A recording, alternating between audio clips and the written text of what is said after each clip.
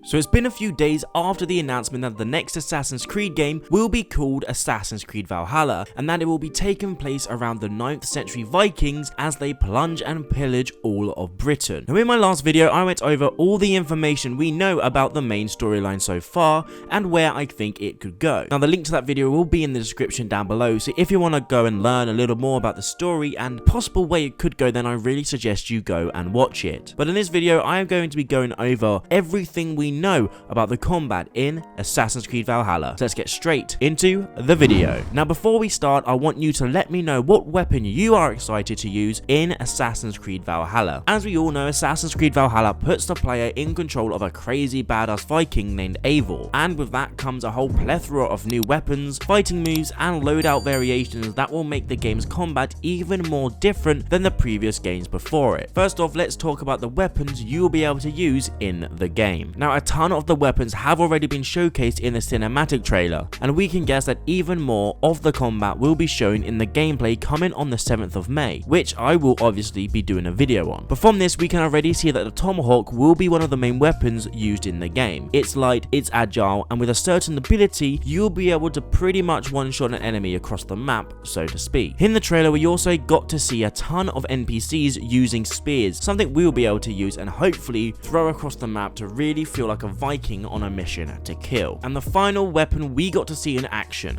my favorite weapon of all time and the signature weapon of the assassin. This is of course the hidden blade, but this time it looks to be a little bit different. This rendition of the iconic weapon is mounted atop of his wrist, very similar to how Darius wore his in Assassin's Creed Odyssey. I feel like this is because as a Viking, weapons are to be shown off. He wants people to see this awesome weapon and how much damage it can cause. And of course in the main teaser image for the game, we got to see Eivor holding a big ass axe with the Assassin's Creed symbol smack dab in the middle of it, which I think looks pretty awesome. Now we didn't actually get to see this weapon used by Eivor, but he did have a sheath full of arrows, so we can confidently assume that the use of a bow will be in the game. We also got to see some swordplay in action, which will more or less likely be the main weapon for the Saxon. Now one other weapon I want to mention is the Seek. Now while just about every Viking carried a knife, even the slave, the Seeks were a larger, more lethal version that was typically owned by the wealthy, a curved knife, and it was used both for practical and everyday purposes, as well as for the use of self-defense. And of course, we get to wield a shield. Now one thing I should mention is that every single weapon in the game is dual wieldable, meaning if you want to wield an axe and sword, you can. If you want to wield a bow and tomahawk, you can, and if you want to dual wield shields, you can definitely do that. Abilities will be making a comeback in Valhalla as the RPG element from Odyssey is back in full swing, and with that means the return of specific abilities for Eivor. These abilities will be more anchored and rooted to fit in with the Viking theme and setting. Some of these include the ability to throw weapons and will more or less likely form a certain form of eagle vision, and of course tons and tons more,